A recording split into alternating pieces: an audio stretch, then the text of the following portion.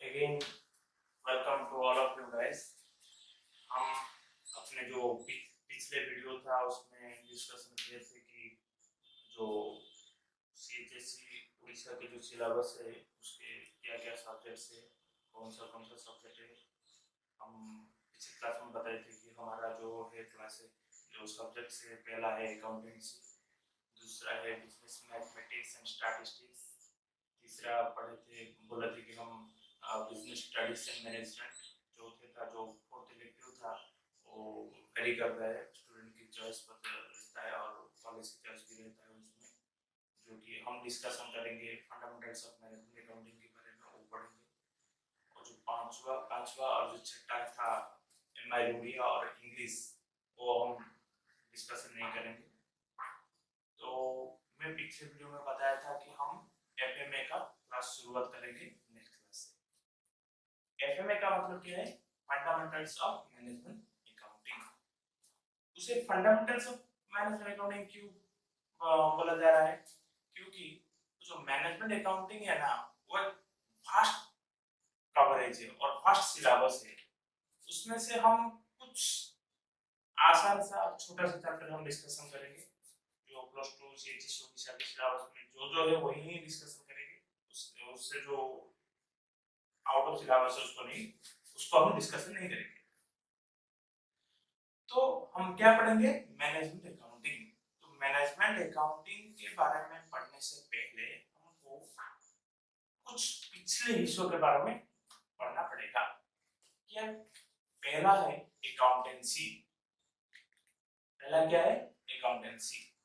हम पहले plus two first year से पढ़े अकाउंटिंग के बारे में।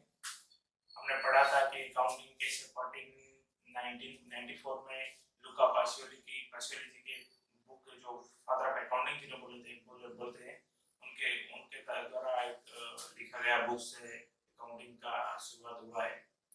और पहले जब हम अकाउंटिंग बोलते थे तब उसको फाइनेंशियल अकाउंटिंग समझा जाता था, यानी हमारा जो अकाउंटिंग का पहला ब्रांच था उसे हम फाइनेंशियल अकाउंटिंग बोलते हैं। उसमें क्या करते थे हम? पूरी पीरियड का जो जो पीरियडिकल कांसेप्ट के बारे में हमने पढ़ा था, जो एक साल का हम पूरा प्रॉफिट और लॉस निकालते थे, फाइनेंशियल पोजीशनल स्टेटमेंट प्रिपेयर करते थे, बैलेंस शीट, हां, वो वेरियस अकाउंट्स प्रिपेयर करते थे। वो था हमारा अकाउंटेंसी के बारे में। हम ज्यादा डिस्कशन नहीं करेंगे अकाउंटिंग के बारे में, क्या मैनेजमेंट अकाउंटिंग पढ़ रहे हैं तो मैनेजमेंट अकाउंटिंग के बारे में हम ज्यादा डिस्कशन करेंगे। तो अकाउंटिंग जब पढ़ते थे हम, उससे क्या होता था ना सर, जो जो ट्रांजैक्शन या इवेंट्स होता था हम उसे रिकॉर्ड करते थे। उसी रिकॉर्ड से जर्नल जर्नल से लेक्चर लेक्चर से ट्रायल बैलेंस, हमारा जो सब्सिडियरी बुक्स और सब्सिडियरी बुक्स से लेजर अकाउंट्स हम ट्रायल बैलेंस प्रिपेयर करते थे। ट्रायल बैलेंस से हम सर फाइनेंशियल स्टेटमेंट्स, जो कि हमारा जो पोजीशनल स्टेटमेंट है, जो इनकम स्टेटमेंट मतलब क्या है, profit and loss account prepare करते थे, और पोजीशनल स्टेटमेंट क्या है, बैलेंस शीट प्रिपेयर करते थे। ये था हमारा फाइनेंशियल अकाउंटिंग का जो एंड कंसेप्ट।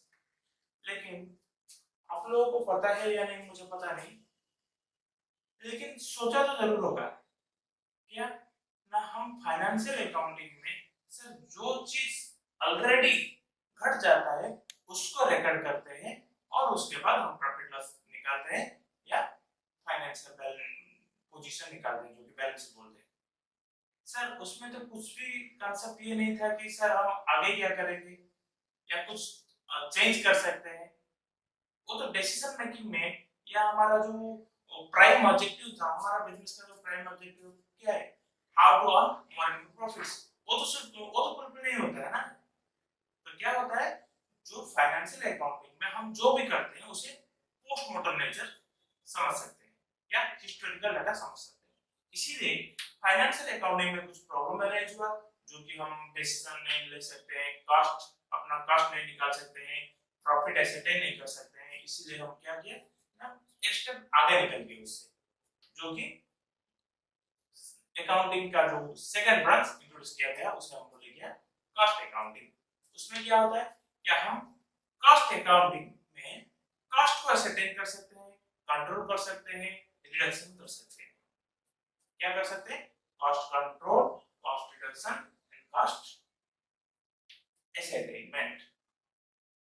कैसे हमारा जो है कॉस्टिंग का मेथड से, कुछ मेथड से process costing, conduct costing, job costing, batch costing, unit और आउटपुट कॉस्टिंग, ये सारे मेथड्स, टेक्निक से standard costing, marginal costing, budget control, ये सारे टेक्निक्स और मेथड्स में अप्लाई करके हम कॉस्ट को कंट्रोल कर सकते हैं, रिड्यूस कर सकते हैं, कॉस्ट को ऐसे भी कर सकते हैं।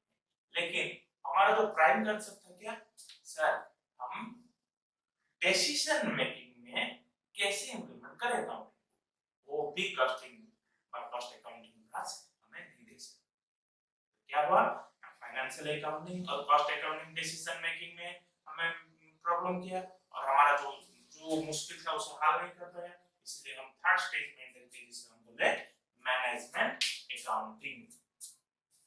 क्या बोले हम, management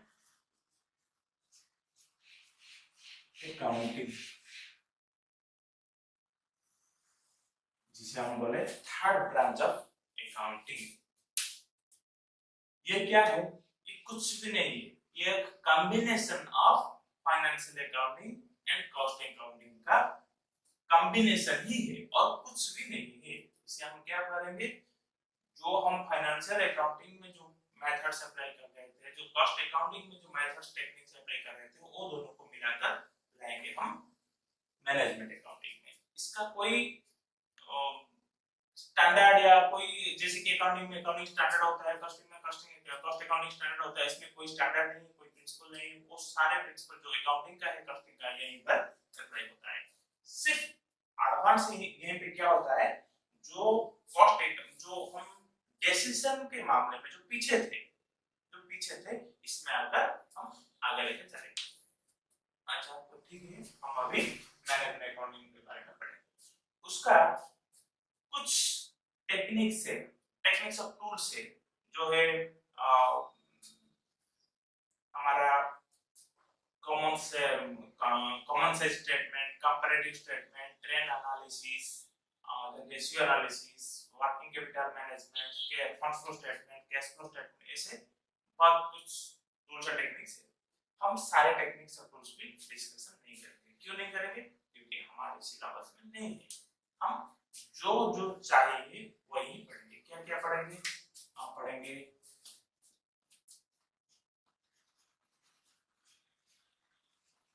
common size statement,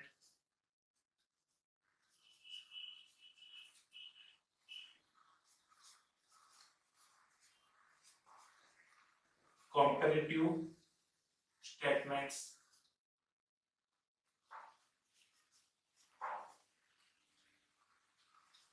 trend analysis,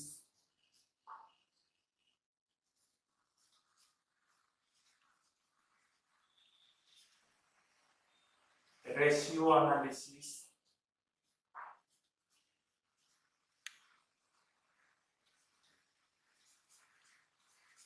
working capital management,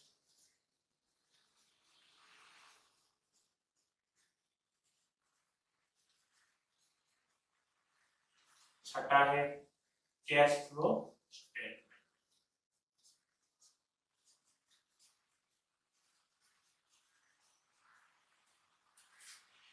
ये जो तीनों है ना, छोटा छोटा कंसेप्ट है जो कि हमारे मैनेजमेंट अकाउंटिंग आईटीएम का दूसरी यूनिट में है, यूनिट 2। यूनिट 1 में हमारा सारा जो थ्योरी डिस्कशन है, मैं अभी नहीं बताऊंगा आपको, बाद में आखिर में पढ़ेंगे, तब यूनिट 1 कवर करेंगे। अगर इधर उसमें हम मटेरियल आपको भेजूंगा पीडीएफ लिंक डिस्क्रिप्शन में, उसी से निकाल देंगे और मैं थोड़ा बता दूंगा आपको। यूनिट 2 का जो है common size statement, comparative statement, trend analysis, हम उसको सब बाद में पढ़ेंगे। छोटा छोटा है, आसान सा है, कुछ प्रॉब्लम नहीं होगा आप लोगों को। पहले हम ये वाला कवर करेंगे। आखिर ये जो यूनिट 3 में है हमारा रेशियो और वर्किंग कैपिटल मैनेजमेंट, यूनिट 3, और ये वाला है जो यूनिट 4। हम पहले ये वाला कवर करेंगे, फिर ये, फिर ये, फिर ये, 1 2 3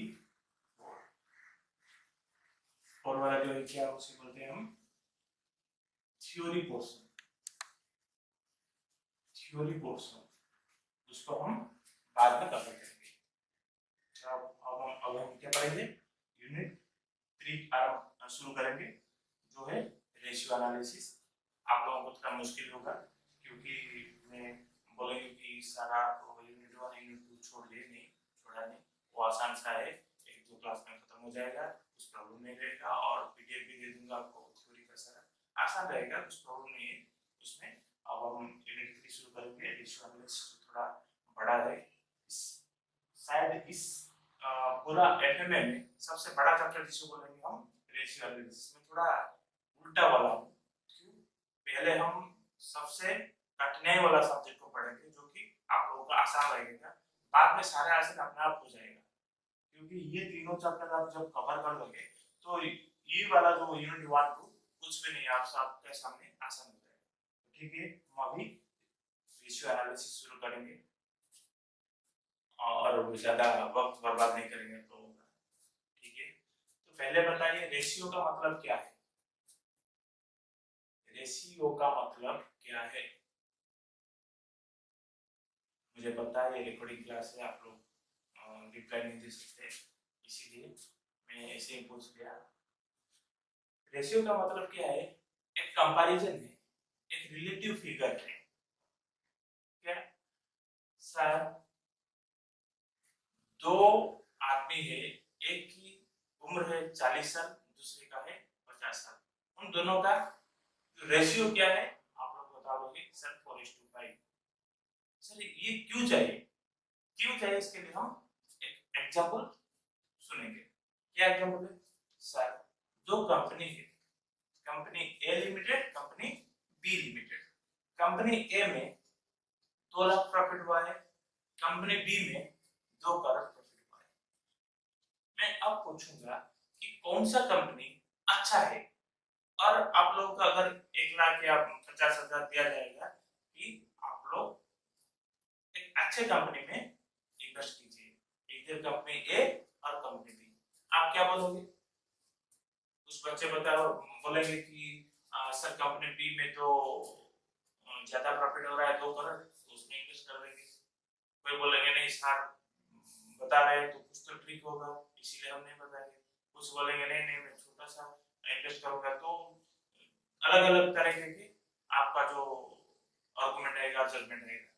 लेकिन मैं बताता हूँ, हम जो फिगर दिया मैंने दिया है, जो प्रॉफिट फिगर 2 लाख कंपनी ए का, 2 करोड़ कंपनी बी का, ये कंप्लीट नहीं है। क्यों कंप्लीट नहीं है? सर जो 2 लाख प्रॉफिट निकाला है कंपनी ए ने, शायद उसकी इन्वेस्टमेंट है, सोच लो कि 5 करोड़ 5 लाख, 5 लाख में 2 लाख प्रॉफिट, यानी प्रॉफिट परसेंटेज कितना है? 40%। कितना है? 40%।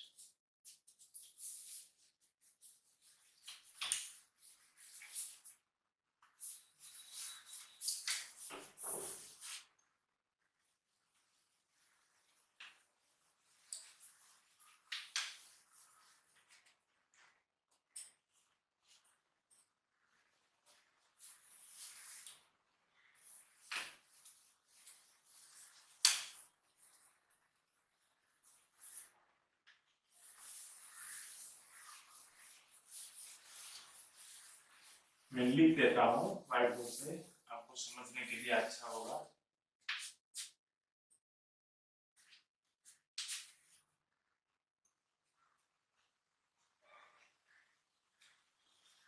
ए लिमिटेड, बी लिमिटेड।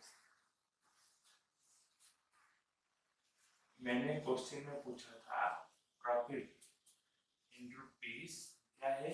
ए लिमिटेड का है 2 लाख, उसका है 2 करोड़। मैंने फिर आपको पूछा कि कौन सा कंपनी अच्छा है, और बताया क्या? ये इंफॉर्मेशन कंप्लीट नहीं है, इसीलिए आपको समझने में और आर्गुमेंट करने, जवाब आंसर देने में तकलीफ होगा। तो क्या है, मैंने फिर बताया कि इसका इन्वेस्टमेंट और कैपिटल एम्प्लॉयड है, कैपिटल इन्वेस्टमेंट, कैपिटल इन्वेस्टमेंट है 5 लाख और इसका है 100 करोड़।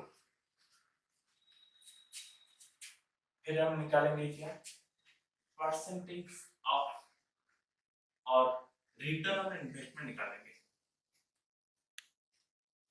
रिटर्न निकालेंगे कितना आया है, रिटर्न ऑन इन्वेस्टमेंट इसका कितना है 2 lakh by 5 lakh into 100 equal to 40%। इसका कितना है 2 crore by 100 crore into 100 equal to 2%। अब बताओ कौन सा कंपनी अच्छा है, अब सब बता देंगे कि सर ए लिमिटेड अच्छा है क्योंकि उसमें 40% प्रॉफिट है। अगर हम 1 लाख है हमारे पास और 1 लाख अगर ए लिमिटेड में इन्वेस्ट करेंगे तो लगभग हम 40,000 तक प्रॉफिट पाएंगे और अगर बी लिमिटेड में इन्वेस्ट करेंगे तो सिर्फ 2,000 का मुनाफा पाएंगे, प्रॉफिट पाएंगे।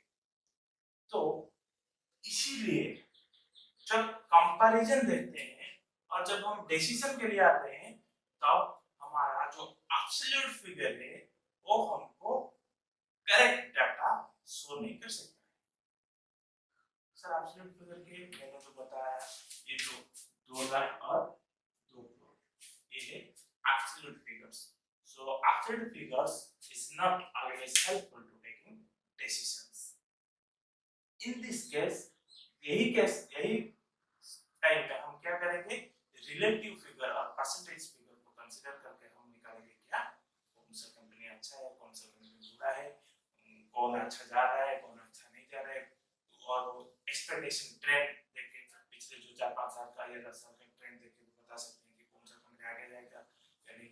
वो तो बाद में देखेंगे कि क्या हुआ है क्या नहीं हुआ, क्यों नहीं गया है, वो तो अलग सा कंसेप्ट है। लेकिन सिंपली हम अगर डिसीजन के लिए पढ़ेंगे तो हम क्या करेंगे, एब्सोल्यूट फिगर से ज्यादा रिलेटिव फिगर पर यकीन करेंगे या उसके आधार पर हम डिसीजन लेंगे।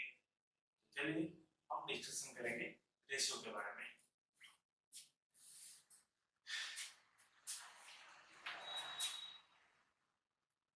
सारे लिख लो, शायद आप लोगों को कभी काम में आ जाए, ना लिखने भी चलेगा, कुछ प्रॉब्लम ये उतना भी इम्पोर्टेंट नहीं है। ये सिर्फ आप लोगों को समझाने के लिए और क्लास को इंटरेक्टिव करने के लिए एग्जांपल्स।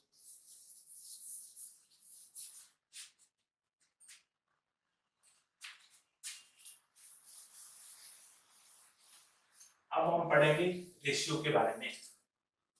रेशियो के बारे में जो पढ़े मैंने बताया थोड़ा सा फंडामेंटल रेशियो क्या है, क्यों रेशियो चाहिए, ये सब आपको बताया। तो अब जानेंगे हम रेशियो कितनी तरह के होता है या क्लासिफिकेशन ऑफ रेशियोज। क्या पढ़ेंगे, classification of ratios. Classification of ratios. अगर कुछ तकलीफ होगा तो आप प्लीज कमेंट में लिख सकते हैं कि सर आपका हैंडराइटिंग थोड़ा छोटा है, दिखाई नहीं दे रहा है, या आप जल्दी मिटा देते हैं तो बताएंगे, तो मैं कोशिश करूंगा नेक्स्ट वीडियो में वो सब रेक्टिफाई करने के लिए। आप बताते रहना लेकिन इधर उधर का कमेंट मत कीजिए, ऐसा नहीं लगेगा। तो अब हम क्या करेंगे, क्लासिफिकेशन ऑफ रेशियोज। ये जो रेशियोज है ना लगभग 4 तरीके के होते हैं। क्या है, पहला है liquidity ratios, liquidity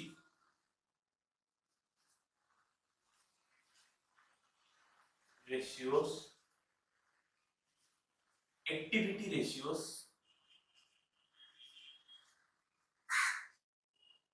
capital structure ratios,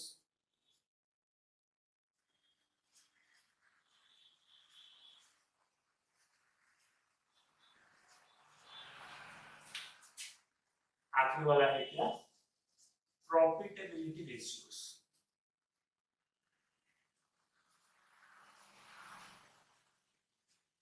ये आपको लिखने की जरूरत नहीं है, मैं आपको पीडीएफ लिंक भेज दूंगा, उसमें सारे हैं, कुछ प्रॉब्लम नहीं है। अब मैं सिर्फ लिखता हूँ क्योंकि अच्छा लगेगा आपको।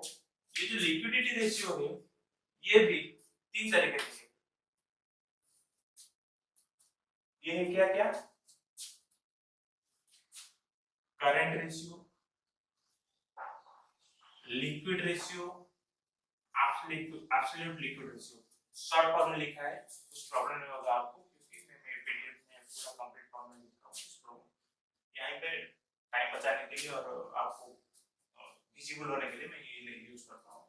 एक्टिविटी रेशियो में भी फिर है हमारा stock turnover ratio, debtors turnover ratio, creditors turnover ratio, then fixed assets turnover ratio, और ये हमारा वर्किंग कैपिटल टर्नओवर रेशियो है। ऐसे फिर कैपिटल स्ट्रक्चर रेशियो में है हमारा डेब्ट इक्विटी रेशियो, और ये हमारा प्रोप्राइटरी रेशियो, और ये हमारा जो fixed asset to capitalization ratio, ये सारे में हम पढ़ेंगे। प्रॉफिटेबिलिटी रेशियो ये दो तरीके की है, जनरल प्रॉफिटेबिलिटी,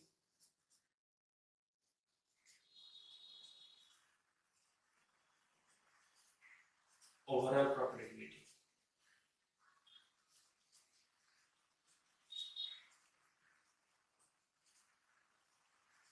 रेशियोस मैं आप सबको ये कैसे निकाला जाता है, इसमें क्या क्या रहता है क्या नहीं रहता है, मैं सब आपको इसी वीडियो के नीचे डिस्क्रिप्शन में दे दूंगा। वरी होने की कोई जरूरत नहीं, मैं सिर्फ आपके जो फंडामेंटल चीजें यहाँ लिखा है मैं अभी यही कर रही, मैं मटेरियल देख के पढ़ाऊंगा आपको। सिर्फ यही लिखा है, लिखने की कोई जरूरत नहीं, हड़बड़ी नहीं। अगर आपको कुछ प्रॉब्लम है तो पहले एक काम कीजिए, ये जो वीडियो की डिस्क्रिप्शन में दिया है उसका जो पीडीएफ आप डाउनलोड कर दीजिए और वो पीडीएफ को देखकर आप पढ़ सकते हैं, कुछ प्रॉब्लम नहीं है। तब हम क्या पढ़ेंगे अभी, लिक्विडिटी रेशियोस में आज ये वाला और ये वाला, ये दोनों को कवर करने की कोशिश करूंगा। अगर हो गया तो अच्छा है, नहीं तो सिर्फ ये वाला कवर करूंगा। फिर नेक्स्ट क्लास में ये वाला, फिर ये वाला जो कैपिटल स्ट्रक्चर, फिर प्रॉफिटेबिलिटी रेशियोस। फिर क्या करेंगे, एक दो क्लास में सारे मिलाकर जो थोड़ी कंपैरिजन क्वेश्चंस डिस्कशन कर लेंगे। फिर हमारा ये जो चैप्टर है रेशियो एनालिसिस खत्म हो जाएगा। उसके बाद हम वर्किंग कैपिटल मैनेजमेंट पढ़ेंगे और उसके बाद कैश फ्लो स्टेटमेंट पढ़ेंगे। तो अभी क्या करेंगे, हम लिक्विडिटी रेशियोस के बारे में पढ़ेंगे। पहले बताओ लिक्विडिटी रेशियो का मतलब क्या है। लिक्विडिटी का मतलब क्या है, लिक्विड का मतलब है कैश, जो कैश रिलेटेड रेशियो से, या इसे हम शॉर्ट टर्म रेशियो भी बोल सकते हैं। शॉर्ट टर्म रेशियो क्यों बोल सकते हैं, क्योंकि सर हम जो जो एसेट को 12 महीने के अंदर with in A short period cash में कन्वर्ट कर सकते हैं, उसे हम बोलते हैं शॉर्ट टर्म। तो वही शॉर्ट टर्म लिक्विडिटी रेशियो पढ़ेंगे। और जो जो लायबिलिटीज है हम उसको भी देना पड़ेगा ना, पे करना पड़ेगा, क्योंकि उनका हमारा जो लायबिलिटी है उनके लिए तो एसेट्स है ना। जैसे कि क्रेडिटर्स, हम जो बाहर हम जो जो क्रेडिट में खरीदे थे उनको पैसा देंगे, हम उनके लिए डेटर्स और वो हमारे लिए क्रेडिटर्स। तो इसीलिए क्या करेंगे, हम जो लिक्विडिटी रेशियो है उसको हम शॉर्ट टर्म रेशियो भी बोलेंगे। चलिए लिक्विडिटी रेशियोस के बारे में हम थोड़ा पढ़ेंगे, फिर भी थोड़ा देखेंगे। उसके बाद हम क्या करेंगे, हम उसको एनालाइज करेंगे। और ये वाला जो थ्योरी पोर्शन के बाद थोड़ा प्रॉब्लम करूंगा मैं, यहीं पे थोड़ा सॉल्व करूंगा और थोड़ा आप लोगों को बाद में भी घर में भी होमवर्क करने के लिए बताऊंगा। और वो वाला जो आंसर था पूरा मैं आपको पीडीएफ के जरिए नीचे दे दूंगा आपको। तो ठीक है, पहले देखेंगे लिक्विडिटी रेशियो।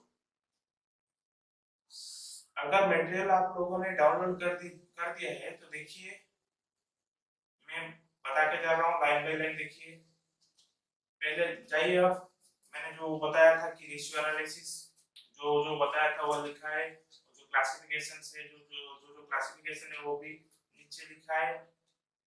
फिर क्या है, लिक्विडिटी रेशियो है। लिक्विडिटी रेशियो देखिए आप, it is also called as the short term financial position ratio. The term liquidity refers to the ability of a firm to meet its current obligations as and when they become due. इसका मतलब जब हमें जरूरत होगा उसको meet करने के लिए जो हमारा जो एबिलिटी है उसको शो करता है हमारा क्या शॉर्ट टर्म फाइनेंशियल पोजीशन। इस रेशियो के जरिए हम बताएंगे कि हमारा स्ट्रेंथ कितना है। अगर हम दूसरों से कोई हमें अगर कर्जा देगा या क्रेडिट में बेचेगा तो हमारा क्या देखेगा, वो देखेगा कि लिक्विडिटी रेशियो उसका कैसा है। उसका अगर अच्छा है तो हमें जो भी क्रेडिट में मिल जाएगा, जल्दी मिल जाएगा, कुछ प्रॉब्लम नहीं होगा, डिस्टर्बेंस नहीं होगा। अगर अच्छा नहीं होगा तो हमें क्या होगा, कोई भी बाकी या क्रेडिट में नहीं देगा। The short term obligations, that is current liability, meet out by reducing the amount from the floating or liquid or current assets। current liabilities को हम कैसे पे करेंगे, हमारा जो current assets है उनमें से पे करेंगे। To measure the liquidity position of the firm, the following three ratios are calculated। पहला क्या है करंट रेशियो, दूसरा है लिक्विड रेशियो, तीसरा है क्या ऑब्सोल्यूट लिक्विड रेशियो। में भी लिखा है, आप लोग देख सकते हैं। फिर क्या है ना करंट रेशियो के बारे में हम पढ़ेंगे।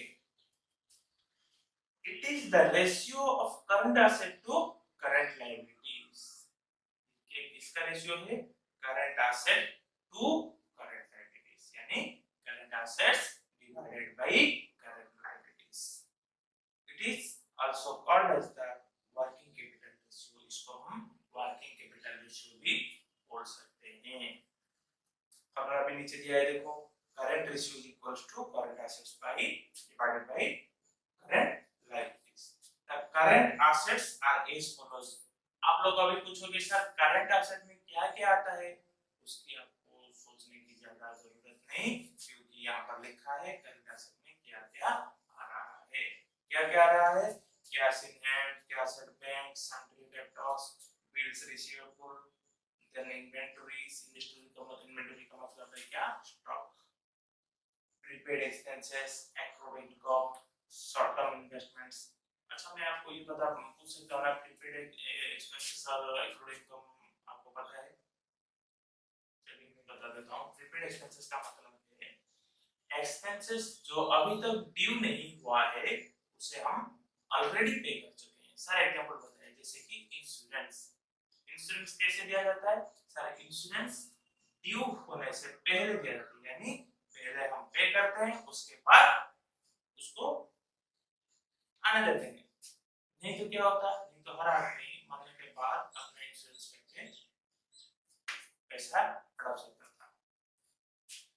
तो इसीलिए क्या करते हैं, पहले देते हैं। जो एक्सपेंसेस ड्यू होने से पहले, या हम ऐसे भी बता सकते हैं expenses paid in advance is called advance expenses और प्रीपेड एक्सपेंसेस। ऐसे वैसे ही एक्रूड इनकम, इसका मतलब इनकम ड्यू हो चुका है लेकिन अभी तक हम रिसीव नहीं किए हैं। जैसे कि घर का भाड़ा, सोचो कि हमारा एक घर है, हम उसको भाड़े में दिया है, जो पेनाल्ट है वो अभी तक पैसा नहीं दे, वो हो चुका है क्योंकि लॉकडाउन का पीरियड चल रहा है। गवर्नमेंट भी बोला है कि जो भाड़ेदार है, जो आए जो लोग भाड़े में रहते हैं उनको थोड़ा सपोर्ट करो। तो क्या है, हम भी सपोर्ट कर रहे हैं कि आपको जब पैसा हो जाएगा, आ जाएगा अपने पास, हमें दे देना। तो हम क्या कर रहे हैं, अभी हमारा जो रेंट है वो ड्यू हो चुका है लेकिन अभी तक रिसीव नहीं किया है, उसे क्या बोलते हैं हम एक्रूड इनकम का रेंट रिसीवेबल। यहाँ पर क्या बोलेंगे हम उसको, रेंट रिसीवेबल। फिर आया क्या शॉर्ट टर्म इन्वेस्टमेंट। यही 8 जो एसेट्स है ना, हम इसे क्या बोलेंगे शॉर्ट टर्म एसेट्स और करंट एसेट्स ये बोलेंगे। जब पूछा जाएगा कि करंट रेशियो, तो आप क्या करेंगे, जो ये इनमें से जो है उन सबको मिलाकर आपको टोटल करना है और टोटल को आप करंट एसेट की तरह लेना है। और जो न्यूमरेटर है हमारा, जो ऊपर के हिस्सा है जो करंट एसेट्स, वहीं पर लिखना है। फिर आया क्या करंट लायबिलिटीज में क्या क्या आता है? क्या आता है? Bank overdraft, sundry creditors, bills payables, outstanding expenses. Outstanding expenses का मतलब क्या है? जो प्रीपेड एक्सपेंसेस था, ठीक उसका उल्टा है। क्या उल्टा? प्रीपेड का मतलब है expenses paid in advance, outstanding का मतलब क्या है? Expenses due but not yet received. क्या सर, जो रेंट का आप जो एग्जांपल दिया था, मेरे लिए वो रेंट इनकम है, लेकिन उसके लिए वो एक्सपेंसेस है। अगर वो ट्रीट करेगा उसको तो वो क्या बोलेगा? उसको वो बोलेगा आउटस्टैंडिंग रेंट। उसके लिए वो होगा कि एक्सपेंस ड्यू हो गया, लेकिन वो अभी तक पे नहीं किया है। तो सिंपली हम आउटस्टैंडिंग एक्सपेंसेस का मतलब क्या सोचेंगे? Expenses due but not yet receive, sorry, not yet paid. Expenses due but not yet paid, that is called outstanding expenses. फिर आया इनकम रिसीव्ड इन एडवांस, वही जो मैंने बताया इंश्योरेंस का। इंश्योरेंस कंपनी के लिए क्यों वो क्या होगा? Income received in advance. हम पहले दे दिए तो उसने भी तो पहले ले लिया ना, जो पहले ले लिया तो उसके लिए वो लायबिलिटी है, उसको बाउंड टू ओबिलाइज द पीरियड। अगर उस वो एक साल के लिए इंश्योरेंस एडवांस दिया है, तो अगर एक साल के अंदर उसका कुछ हो गया तो insurance company that must have to pay the full amount of insurance, अब जो भी होगा उसको देना पड़ेगा। फिर है क्या? Short term loans. ऐसे भी होता है कि हम बैंक से या कुछ लोगों के कुछ क्रेडिटर्स से हम लोन लाते हैं, शॉर्ट टर्म, छोटे 12 महीने के अंदर उसको पे करने के लिए। फिर है provision for taxation. Provision for taxation क्या है ना?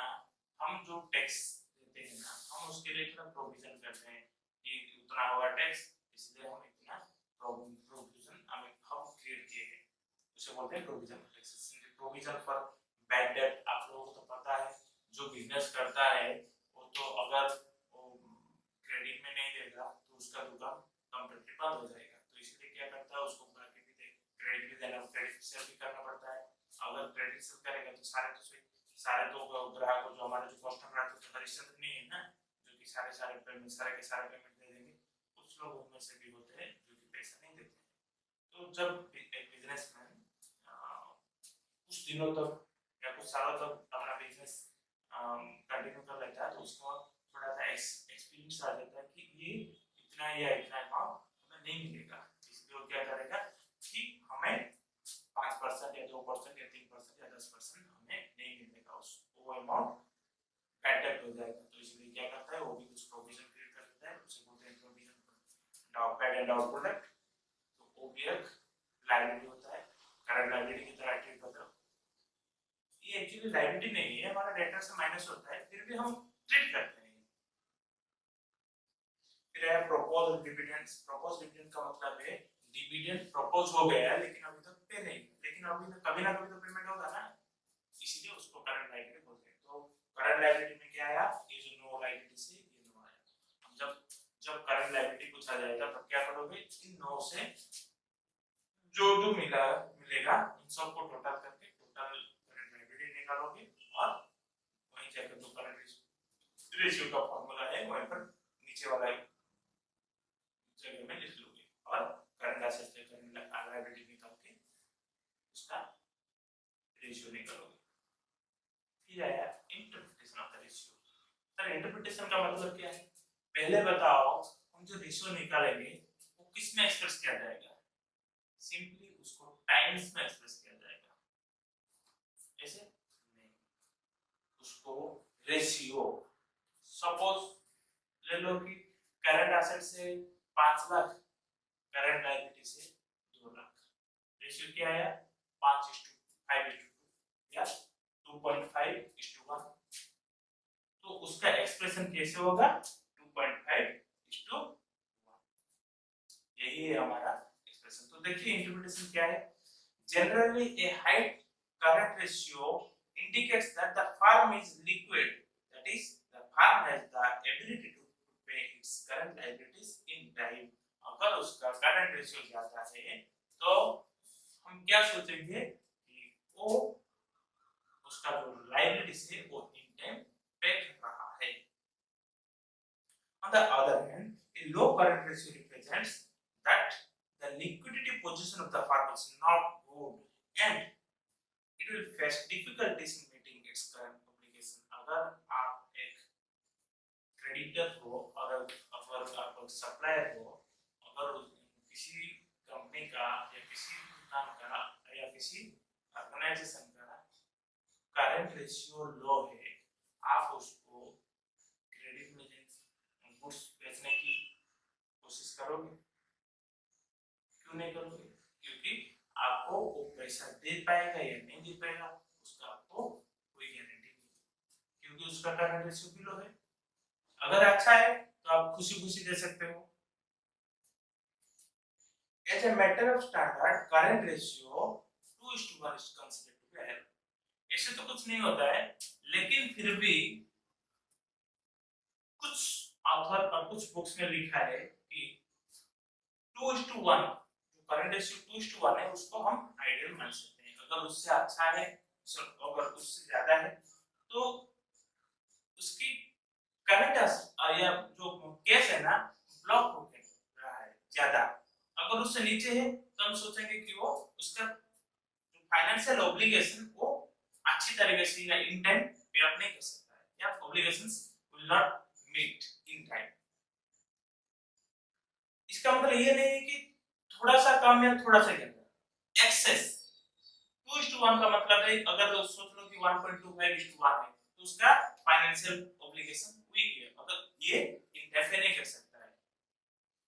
आप बोलोगे सर 2:1 दिया था लेकिन वहां पर 1.9:1 चलेगा, मैनेजेबल, लेकिन थोड़ा सा कम है, थोड़ा सा कम है। थोड़े को अगर साइड में रख लो तो ठीक ठाक है। ज्यादा होगा तो हम क्या बोलेंगे? ब्लॉकेज ऑफ फंड्स, और कम हो गया तो इनसफिशिएंट ऑफ फंड्स। ये सारे वर्ड्स याद रखना जब हम कमेंट देंगे, क्योंकि बाद में हम क्वेश्चन आंसर सॉल्व करेंगे उसमें लिखा होगा कि कमेंट, तब ये सब लिखना पड़ेगा हमको। करंट रेशियो इसका हाई है या लो है, अगर लो है तो ये क्या करेगा, वो जो फाइनेंशियल ऑब्लिगेशन है वो इन टाइम पे अप नहीं कर पाएगा। अगर ज्यादा है तो उसका फंड क्या है, ब्लॉक होकर रहा है करंट एसेट्स में, इसे सब लिखना पड़ेगा। तो ये था हमारा करंट रेशियो। सर क्वेश्चन करेंगे लेकिन थोड़ी देर के बाद, क्योंकि हमारा जो लिक्विड रेशियो है और एब्सोल्यूट लिक्विड रेशियो ये दोनों को भी हम डिस्कशन कर लेंगे। फिर क्या करेंगे, तीनों को एक साथ मिलकर सॉल्व करेंगे, नहीं तो एक एक करेंगे तो ज्यादा टाइम लगेगा और आप लोगों को भी बोर लगेगा। तो ये तो आसान है, ये तीनों की तीनों बहुत आसान है, इसलिए मैं बोल रहा हूँ कि तीनों हम पढ़ लेंगे पहले, फिर हम एक एक करके क्वेश्चन करेंगे। तो आगे जो आएगा, जो activity ratios, capital structure ratios या प्रॉफिट रेशियोस, वो हम कोशिश करेंगे कि एक एक करके या एक एक जो सेपरेट करके हम पढ़ेंगे। तो ठीक है, अब हम पढ़ेंगे क्या, liquid ratio. It is also called as quick ratio or acid test ratio. It is the relationship between liquid assets or quick assets and current liabilities. इसका मतलब क्या है? क्विक एसेट्स, क्विक एसेट्स का मतलब है सारे जो हमारा जो करंट एसेट्स है उनमें से स्टॉक और प्रीपेड एक्सपेंसेस को अगर हटा ले, जो बाकी रहेगा हमारा जो करंट एसेट्स है उसे हम बोलेंगे क्विक एसेट्स। क्यों क्विक एसेट्स बोलेंगे? क्योंकि वो जो प्रीपेड एक्सपेंसेस हम ऑलरेडी दे चुके हैं, अगर वो हमारे हाथ से निकल चुका है, वो आएगा या नहीं आएगा वो तो नहीं, वो तो हमें पता नहीं। स्टॉक को अगर हम बेचना चाहेंगे घूम के तो हमारे जो एक्चुअल रेट है उससे कोई नहीं खरीदेगा, उससे ज्यादा कम हो जाएगा। इसीलिए क्या करते हैं हम, या जो जनरली ऑथर्स या जो हमारे जो इंडस्ट्रीज हैं वो क्या किए हैं, जब हम क्विक एसेट्स निकालेंगे तब करंट एसेट्स से इन्वेंटरी या स्टॉक हटा लेंगे और प्रीपेड एक्सपेंसेस को भी हटा लेंगे। जो बाकी रहेगा उसको बोलेंगे क्या, क्विक एसेट्स। और उसी के द्वारा हमारे जो नीचे डिनोमिनेटर में आएगा क्या, करंट लायबिलिटीज। कुछ बुक्स में क्विक लायबिलिटीज लेकर है, जो क्विक लायबिलिटीज का मतलब क्या है, करंट लायबिलिटीज से बैंक ओवरड्राफ्ट को हटा देते आप लोग जब निकालोगे क्विक लायबिलिटीज नहीं लोगे, आप करंट लायबिलिटीज लोगे, या जो लिक्विड रेशियो निकालने के लिए आपको फॉर्मूला क्या यूज करना पड़ेगा, quick assets divided by current liabilities. Quick assets कैसे आएगा, आपको करंट एसेट्स से स्टॉक और इन्वेंटरीज एंड हमारा जो प्रीपेड एक्सपेंसेस है उसको आप हटा लोगे। ये दोनों को डिडक्ट करने के बाद हमारे जो आएगा उसे क्या बोलेंगे हम, क्विक एसेट्स, और उसका रेशियो कैसे होगा, quick assets divided by current liabilities. यहां पर लिखा है देखो, liquid assets equal to current assets minus stock plus prepaid expenses.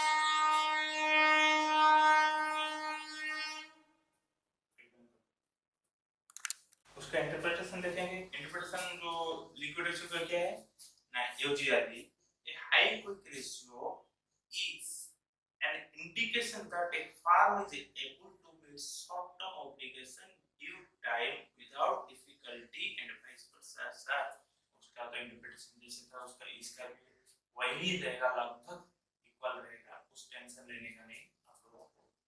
सिर्फ इसमें से क्या हो रहा है, वही तो करंट एसेट्स हम ले रहे हैं ना, उसमें से सिर्फ स्टॉक और इन्वेंटरीज और जो हमारा जो प्रीपेड एक्सपेंस है उसको ही हटा रहे हैं, क्या सारे करंट एसेट्स तो नहीं हटा रहे ना, इसीलिए तो इसका इंटरप्रिटेशन कैसा अलग होगा, वही होगा और हमारा जो सोच भी वैसे ही होगा। अगर उससे जो यहाँ पर भी गाइडेंस स्टैंडर्ड दिया गया है, क्या है मैं आपको तो पूरा पढ़ के बता देता हूँ।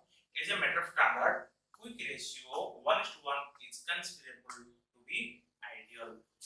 सर वही वहां पर था 2:1 और इसमें है 1:1, ये कैसे, हम लोग जो करंट एसेट्स जो रखते हैं उसमें से ज्यादा हम स्टॉक या इन्वेंटरी रहता है, इसीलिए उसको हम हटा देते हैं, क्योंकि हमारा जो बिजनेस चलता है स्टॉक्स के आधार पर ही चलता है। अगर हमारा जो प्रोडक्ट अवेलेबल नहीं होगा तो हम मार्केट में बिजनेस कैसे करेंगे, तो इसीलिए तो हम उसको ब्लॉकेज ऑफ फंड बोलते हैं, या जो कन्वर्जन रेट है ना उसको कम होता है, इसीलिए हम उसको हटा लेते हैं, उसको थोड़ा डिले होता है।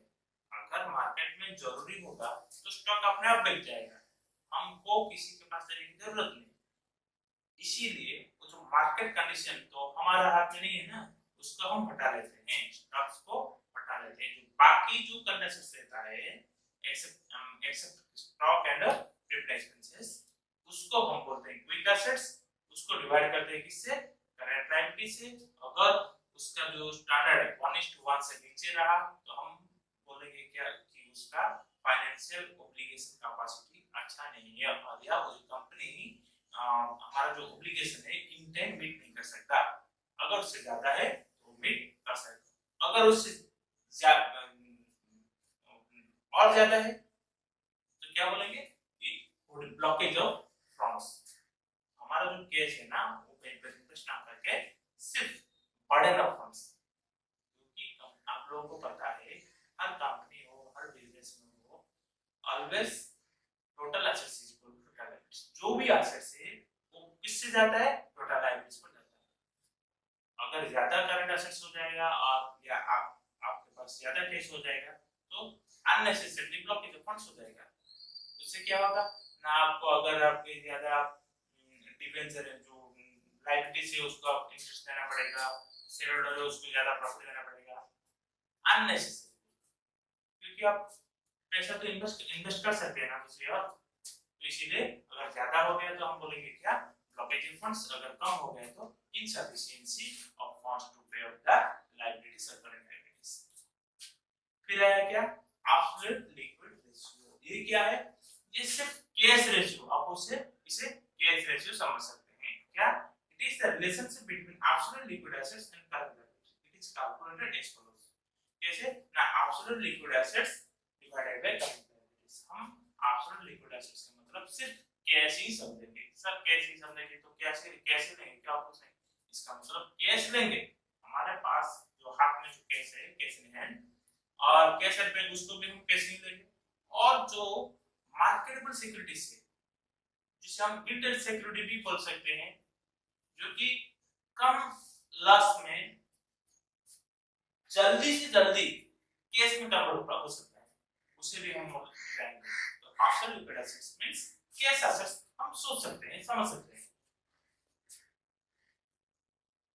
और नीचे क्या लोगे डिनोमिनेटर में करंट लायबिलिटीज लोगे। यहाँ पर लिखा देखो after liquid assets are the highly liquid assets which include cash in hand, cash at bank and other current assets which can be converted into cash as and when desired. Thus, absolute liquid assets equal to cash in hand plus cash at bank plus marketable securities. Interpretation इसका क्या आएगा? A relatively high absolute liquid ratio indicates that the liquidity position is good and अगर vice versa यानी अगर कम होगा तो उसका अच्छा नहीं है।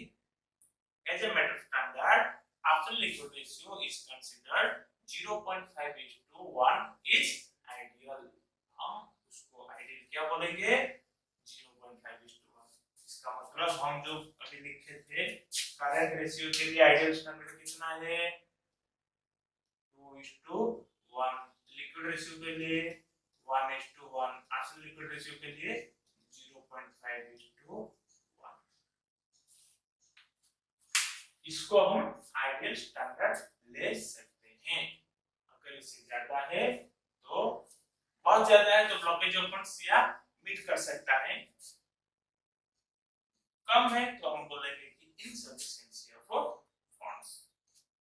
ठीक है, अभी हम थ्योरी पढ़े जो लिक्विड रेशियो का, उसका हम कुछ प्रॉब्लम सॉल्व करेंगे, उसको सॉल्व करेंगे। मैं कुछ करूंगा, आप लोगों के लिए कुछ छोड़ दूंगा। आप लोग नेक्स्ट वीडियो से पहले वो सॉल्व करके करेंगे। मैं आपको आंसर सॉल्व करके नीचे पीडीएफ में दे दूंगा, तो क्या होगा आपका आंसर मेरे आंसर से मैच हो जाएगा, रेक्टिफाई कर लोगे। अगर ये आप कोशिश नहीं करोगे तो आपको क्या होगा, ऐसे भी तो मैं आंसर आपको दे दूंगा, कुछ बच्चे सोचेंगे कि मैं नहीं सर हम आपको दे देंगे आंसर, हम कोशिश करेंगे, तो ये अच्छा नहीं। आप कैसे सीखोगे? अगर मैं पढ़ाने से आपका नॉलेज, आपका मार्क्स, आपका जो ज्ञान है बढ़ सकता है तो हम पढ़ा सकते हैं, लेकिन हमारे पढ़ाने से आपका कुछ नहीं होगा, आपको पढ़ना पड़ेगा। मैं सिर्फ आपको गाइड कर रहा हूँ। एक टीचर बच्चों को सिर्फ गाइड कर सकता है, अच्छा सलाह दे सकता है, लेकिन वो बच्चे के लिए नहीं पढ़ सकता। समझ रहे हो ना? आप मुझे बुरा बोलो, कोई भला कम बोलो, मुझे पता है, लेकिन कोशिश करो। मैं आपकी अच्छाई के लिए बोल रहा हूँ, मेरी नहीं। मैं तो नौकरी कर रहा हूँ, गवर्नमेंट पोजीशन मेरा तो पकड़ दे रहा है और मेरा भी ख्याल रख रहा है, उसके लिए हमको भी गवर्नमेंट पोजीशन के लिए कुछ करना पड़ रहा है, क्योंकि हम हमारा ख्याल गवर्नमेंट रखता है, तो गवर्नमेंट को भी हमें सहयोग करना पड़ेगा, हमें भी पार्टिसिपेट करना पड़ेगा गवर्नमेंट की हर मुसीबत में। अभी गवर्नमेंट मुसीबत में, गवर्नमेंट ने हर कोई मुसीबत में है, अगर जो जिससे जैसे जितना हो सकता है उसको हाथ बढ़ाना चाहिए उसको। मैं पढ़ा रहा हूँ, मेरे जैसे और कुछ लेक्चरर्स भी पढ़ा रहे हैं, आगे भी कुछ पढ़ाएंगे। सिस्टम क्या होगा किसी को भी पता नहीं, तो छोड़िए उसके बारे में, तो हम बाद में देखेंगे कि हमारे सोच में नहीं है ये सब। हमारे सोच में सिर्फ ये है कि हम पढ़ेंगे और आगे बढ़ेंगे। हमारे पढ़ने से ही हमारा जो फैमिली का जो ऑब्लिगेशन था, जो आशा है उसका वो फुलफिल हो पाएगा। अगर हम नहीं पढ़ेंगे तो वो भी बीच में रह जाएगा। तो चलिए छोड़िए, तो बाद में देखिए कि क्या करेंगे हम। हाँ, ये जो 3 रेशियो पढ़े हैं हम उसको डिस्कशन करेंगे और वो प्रॉब्लम सॉल्व करेंगे। मैं यहीं पर सॉल्व कर दूंगा 1-2 प्रॉब्लम या कुछ प्रॉब्लम, और सिमिलर प्रॉब्लम्स आपको होमवर्क पे दे दूंगा। आज लगभग 15 क्वेश्चन है आपके लिए, नीचे दिया है क्वेश्चन, आप वीडियो में देख सकते हैं। उसके बाद हम क्या करेंगे, जो नेक्स्ट क्लास होगा उसमें आपको दे दूंगा, जो सॉल्व करके भेज दूंगा, आप मिला लेंगे आंसर से। मुझे पता है आप सब बहुत अच्छे हैं, हमारे स्टूडेंट्स कभी भी बुरे नहीं हो सकते, सारे स्टूडेंट्स अच्छे। हाँ, कुछ थोड़ा सा नटखटी है, आलसी नहीं है, थोड़ा सा नटखटी है, लेकिन अगर अपने आप को जगा सकते हैं तो आगे आ सकते हैं। आपके नीचे एक क्वेश्चन है, देखिए पहला वाला क्वेश्चन पढ़िए, पहले पूरा क्वेश्चन पढ़िए। मैं व्हाइट बोर्ड थोड़ा साफ कर लेता हूँ उसके बीच।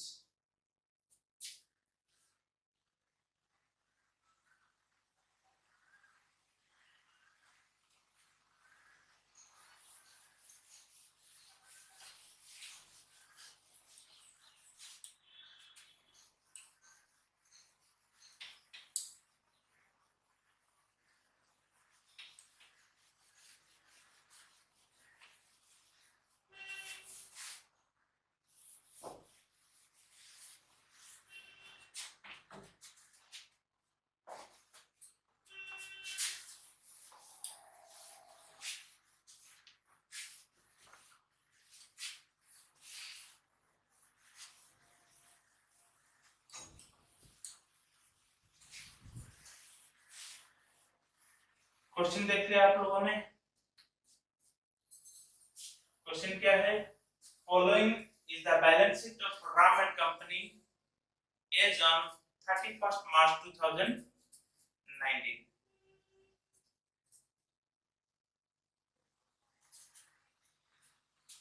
इक्विटी एंड लायबिलिटीज हमारा जो न्यू कंपनी एक्ट की तरह जो बैलेंस शीट है उससे पढ़ाएंगे। ये क्वेश्चन में कलेक्ट किया हुआ हो, मैं खुद का नहीं, कुछ बुक से कलेक्ट किया हो, शायद कलेक्ट हो भी सकता कुछ बुक से, कुछ क्वेश्चन से उसे सॉल्व करेंगे, क्योंकि मेरे पास और कोई बुक्स नहीं है इस वक्त।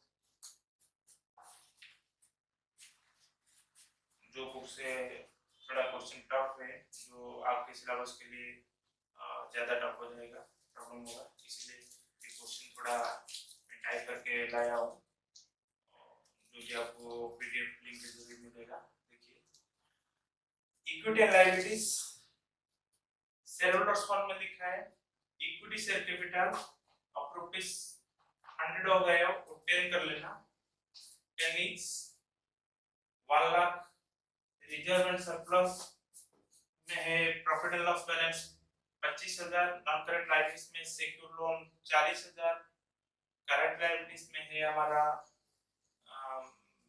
सन्ड्री क्रेडिटर से 50,000। बैंक ओवरड्राफ्ट है 30,000। प्रोविजन फॉर टैक्सेशन है 20,000। और शायद कुछ गड़बड़ी है, जो 25,000 है ना वो रिजर्व का है, 25,000 है रिजर्व का। प्रॉफिट एंड लॉस बैलेंस का है 40,000। सिक्योर लोन का है 70,000। क्रेडिटर्स का है 50,000। बैंक ओवरड्राफ्ट का है 30,000 30,000। प्रोविजन फॉर टैक्सेशन का है 20,000। और एसेट साइड में क्या है? नॉन करंट एसेट से हमारा जो 1,50,000 है। टैंजिबल एसेट्स में फिक्स्ड एसेट से नॉन करंट एसेट्स में टैंजिबल एसेट्स का है 1,50,000। इंटैंजिबल एसेट्स में जो गुडविल का 50,000। करंट एसेट्स में स्टॉक का है 40,000। सन्ड्री क्रेडिटर्स का है 49,000। एडवांसेस का है 10,000। बैंक बैलेंस का है 20,000। कैश इन हैंड का है 16,000। अब क्या करेंगे? उससे हम करंट रेशियो निकालेंगे, लिक्विड रेशियो निकालेंगे, एब्सोल्यूट लिक्विड रेशियो निकालेंगे। रेडी हो आप? तैयार हो आप? चलिए, पहले वाला जो क्वेश्चन पूछा है हम उससे निकालेंगे। पहले वाला क्या है? Current ratio.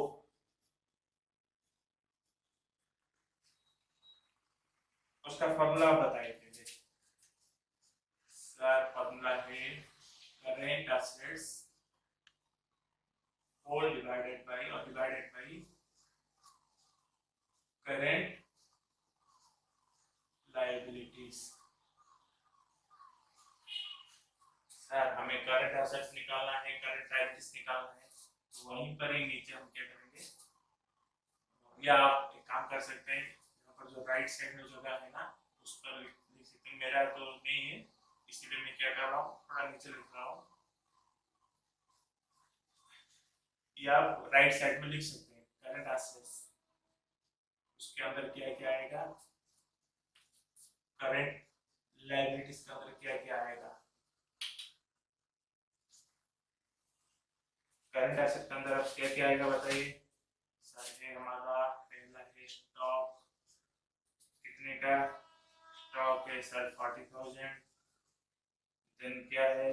सन्ड्री डेटर्स है, सन्ड्री डेटर्स है कितना सर? सन्ड्री डेटर्स है 49,000। फिर क्या है सर? फिर एडवांसेस,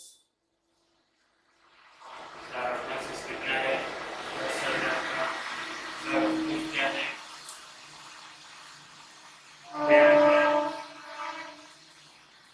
बैंक बैलेंस 20,000 का। फिर है कैश है कितना? कैश इन हैंड है कितना? कैश इन हैंड है 16,000। कुल मिलाकर कितना हुआ? 0 0 0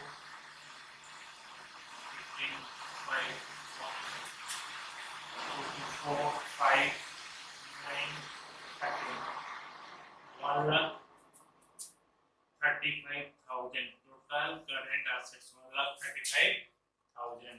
फिर क्या है करंट लायबिलिटीज। करंट लायबिलिटीज में क्या क्या है सर है सन्ड्री क्रेडिटर्स। सन्ड्री क्रेडिटर्स कितने का है सर है 50,000 का। ठीक है फिर क्या है बैंक ओवरड्राफ्ट। बैंक ओवरड्राफ्ट क्या है ना सर ये है 30,000 30,000 का। फिर क्या है सर है प्रोविजन फॉर टैक्सेशन।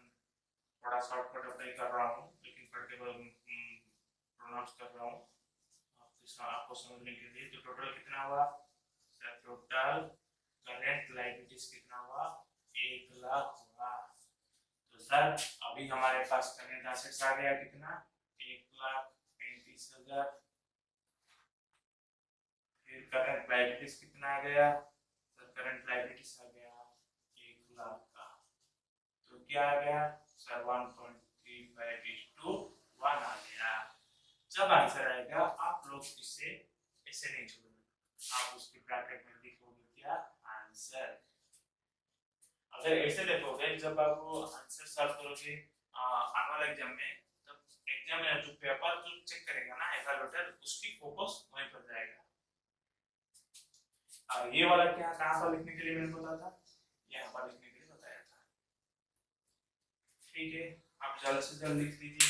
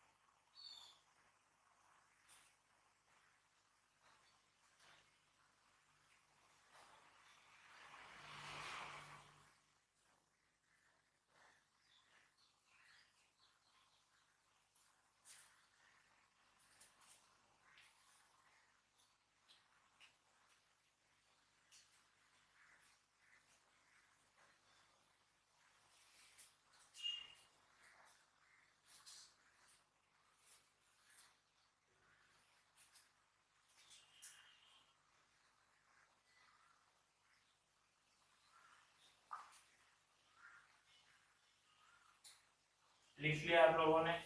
ठीक है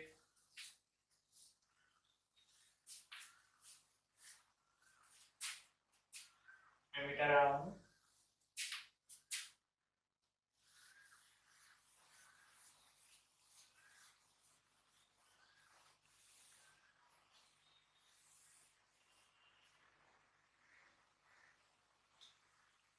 अगर आपको प्रॉब्लम हुआ तो पॉज करके भी आप लिख सकते हो। ठीक है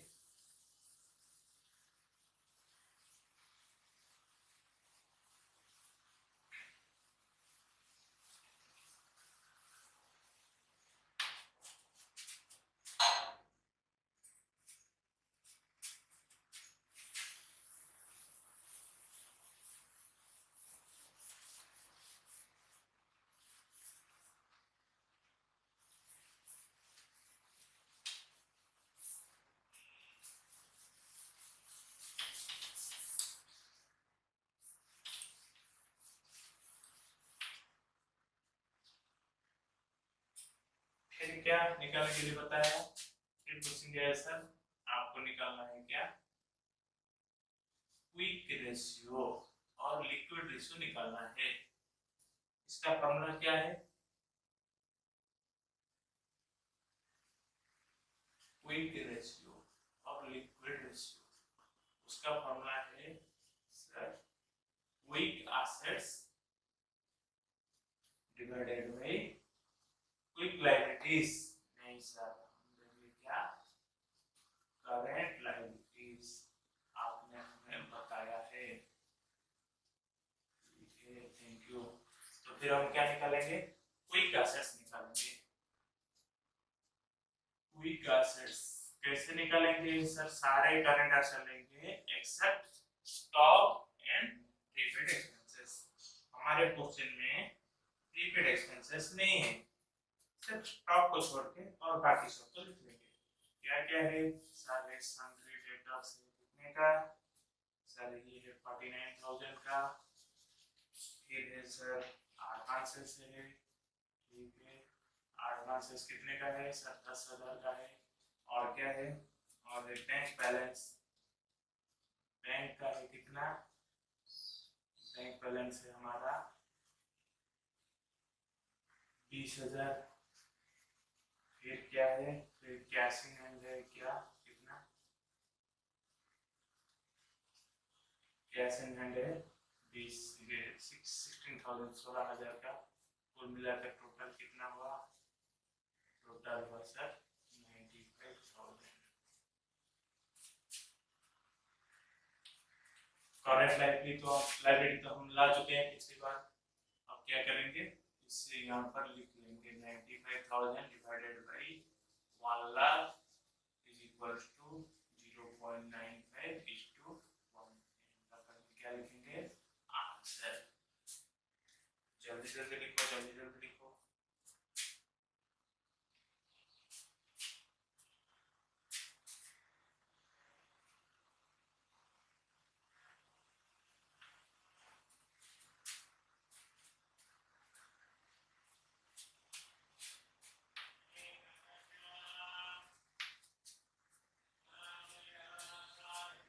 हो गया शायद।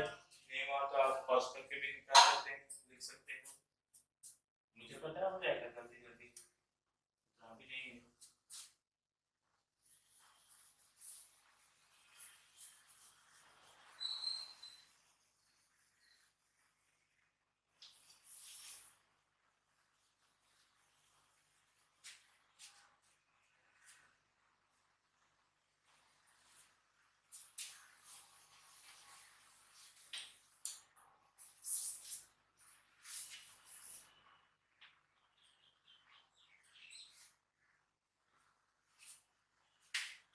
अब तीसरा वाला निकालेंगे, एब्सोल्यूट लिक्विड रेशियो।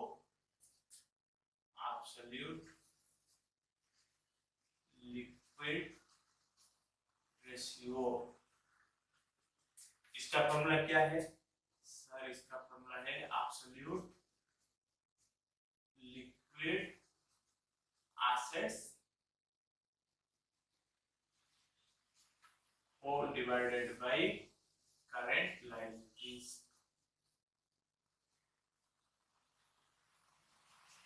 सर हमारे पास करंट लायबिलिटीज है, कितना है current liabilities sir? Current liabilities है 1 लाख का। हमें क्या चाहिए सर? हमें चाहिए एब्सोल्यूट लिक्विड एसेट्स। इसको हम निकालेंगे। Absolute liquid assets equal to क्या था सर? आपने बताया था cash plus bank plus marketable securities. यहीं पर है सर? नहीं है, यहाँ पर कैश नहीं है। तो क्या क्या है सर? यहाँ पर सिर्फ है हमारे पास क्या है? कैश है और बैंक है। क्या करेंगे सर? इन दोनों को ही ले जाएंगे। Cash in hand plus bank balance. Cash in hand कितना है? कैश इन हैंड है 16,000। बैंक बैलेंस कितना है? 20,000 और 20,000, टोटल मिलकर कितना हुआ? 36,000। यहाँ पर लिखेंगे क्या? 36,000। अब आंसर आएगा क्या? 0.36:1। ये भी है आंसर, ये भी है आंसर। यहाँ पर अगर हम कमेंट लिखेंगे तो क्या आएगा बता सकते हो आप? जो हमारा करंट रेशियो आया कितना आया? 1.35। हम कमेंट्स में अगर लिखेंगे जैसे इंटरप्रिटेशन देंगे तो क्या देंगे सर? लिखेंगे यहीं पर करंट राशि।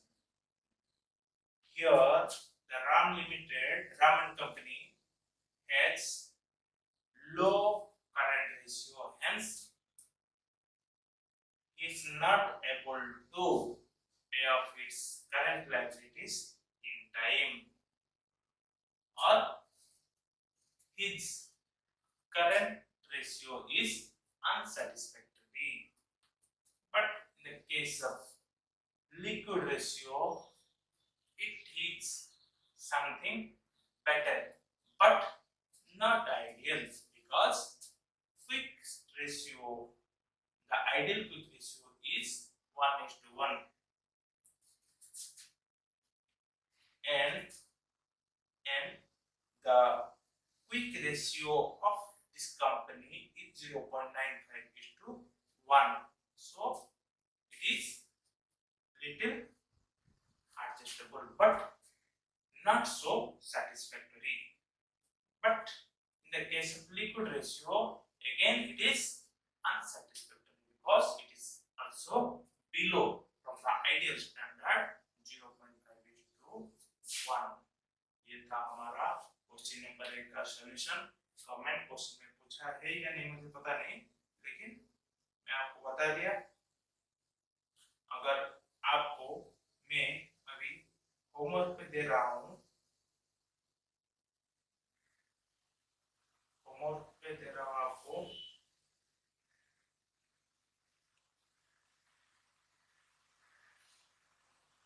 15 नंबर तक। आपको कितने नंबर तक दे रहा हूँ होमवर्क पे? 15 नंबर तक। ये 15 नंबर तक आप सॉल्व करोगे, ये तो आसान सा है, लेकिन मैं थोड़ा आपको कुछ हिंट दे देता हूँ। यहाँ पर एक टर्म आपको जरूरी पड़ेगा, वर्किंग कैपिटल इक्वल्स टू, याद रखना, current assets minus current liabilities. और एक है क्या, quick assets is equals to current assets minus stock plus prepaid expenses. Next class में क्या करूंगा मैं, जो आपको 15 नंबर तक में होमवर्क दिया है, हो पाएगा तो अच्छा है, नहीं हो पाएगा तो मैं सॉल्व करके आपको पीडीएफ भेज दूंगा। अगर होगा तो मैं कुछ क्वेश्चन का आंसर यही कर दे दूंगा। तभी के लिए बाय बाय। अपना सेहत का ध्यान रखना, घर पे रहना, स्टे होम।